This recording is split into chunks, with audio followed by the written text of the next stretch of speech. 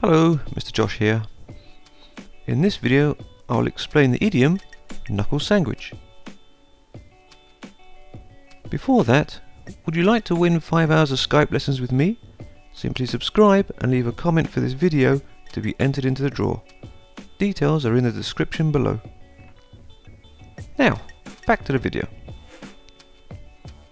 Knuckle Sandwich. Which is the correct meaning?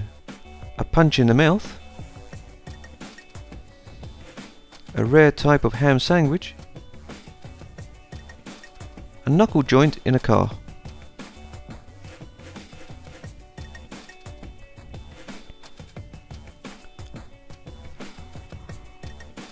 In England, if someone asks you, "You want a knuckle sandwich?"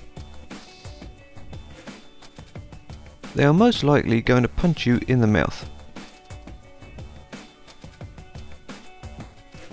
meaning that you will be eating their knuckles.